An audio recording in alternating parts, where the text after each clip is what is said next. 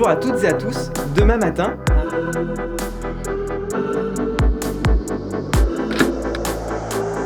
Option image, option montage, option son, 3 options, une passion. BTS audiovisuel, SFND.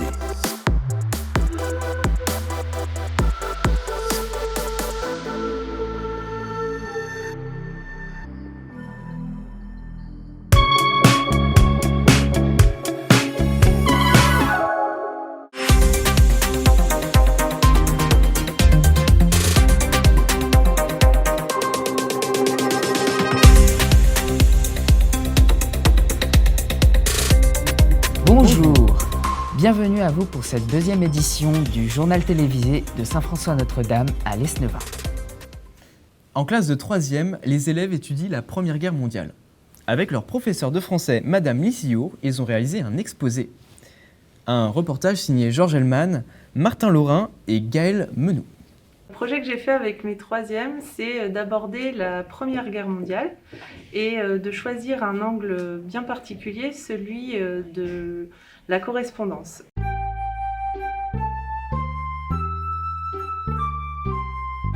Alors je vais vous présenter mon carnet numérique avec notre classe. Nous avons introduit plusieurs œuvres à l'intérieur. Quand on clique sur le titre, nous pouvons avoir des extraits de voix de l'œuvre des personnages.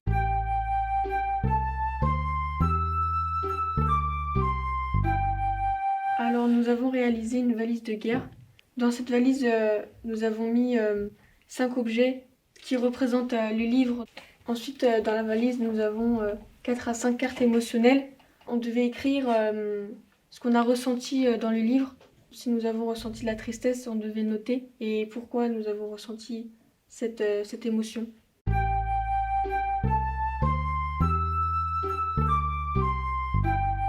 Au début, on a lu 4 textes en cours et à partir de là, on a écrit une lettre dédiée aux descendants du poilu qui a écrit la lettre qu'on a lue. Il fallait choisir celle qui nous touchait le plus. Et dans la lettre, il fallait argumenter.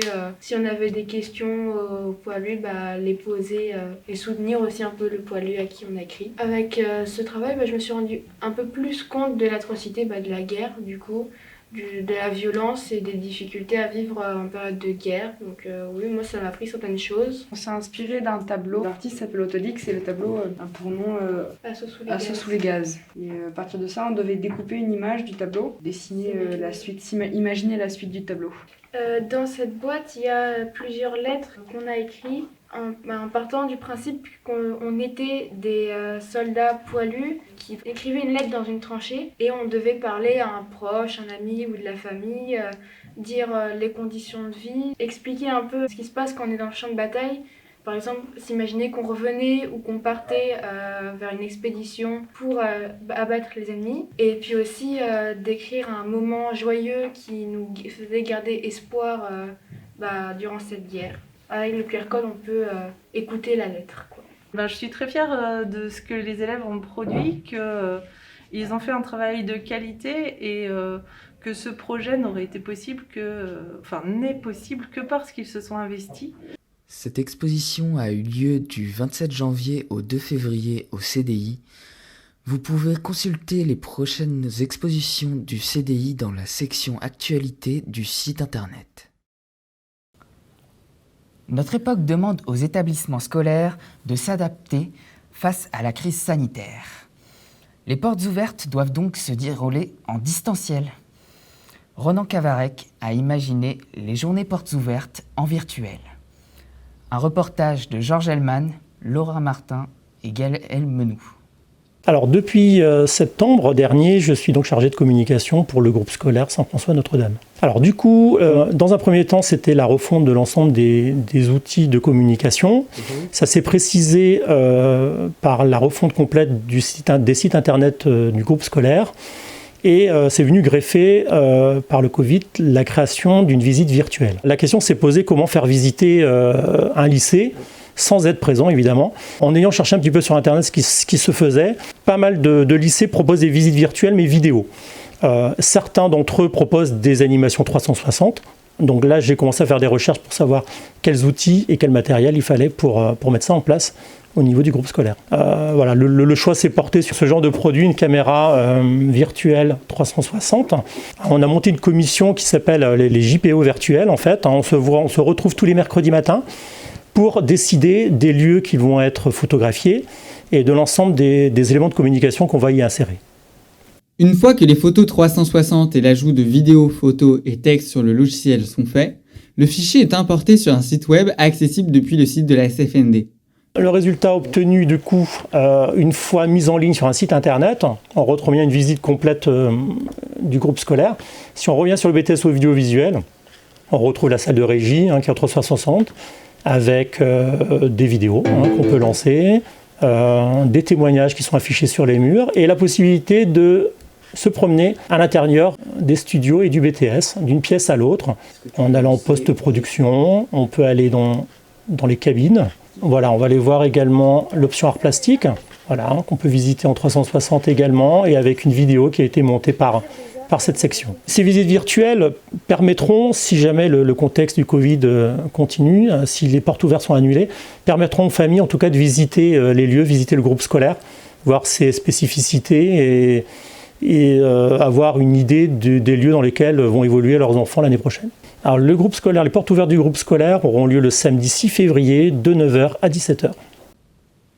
Lorsque l'on parle de lycée, de collège, on pense élèves et on pense professeurs. Mais on oublie parfois les personnes qui cuisinent pour nourrir tout ce petit monde. Un reportage réalisé dans les cuisines de Saint-François-Notre-Dame, réalisé par les étudiants du BTS audiovisuel. Saint-François-Notre-Dame, établissement scolaire regroupant collège, lycée et BTS. Fournissant les cantines alentours, jusqu'à 2000 repas sont préparés dans la matinée par l'équipe composée d'un chef, de second, de cuisinier et de plongeurs. Nous avons rencontré l'un d'eux, Mickaël Deloup, commis cuisine chargé de préparer des entrées froides et de la plonge durant le service. Le matin, c'est 5h du matin qu'on démarre avec Ludovic. Et ensuite, s'enchaîne au fil de la journée, après avoir fait les préparations pour les extérieurs. Pour 8h30, on commence pour le self, quoi. Jusqu'à 10h30, jusqu'à 11h, on prend notre pause et on démarre à 11h30 le service, quoi. Vous l'aurez compris, les commis sont des lève-tôt, un métier de l'ombre, mais surtout un métier de passion. Mickaël nous raconte. Depuis longtemps, parce que quand j'étais plus jeune, mes parents avaient tenu un restaurant, ce qui m'a donné l'envie de maintenant de faire la cuisine, m'orienter vers la cuisine. Et donc j'ai eu une opportunité avec le collège de pouvoir rentrer comme commis de cuisine. Il y a beaucoup d'élèves et donc ça permet de travailler en grande quantité et donc de voir aussi des choses différentes, des fois qu'il y a aussi des plats différents. Vous faites aussi que suivant les prestations, aussi on fait des buffets pour les fins d'année ou pour les fins d'année scolaires, donc du coup ça permet de voir autre chose, c'est varié, ça me plaît énormément.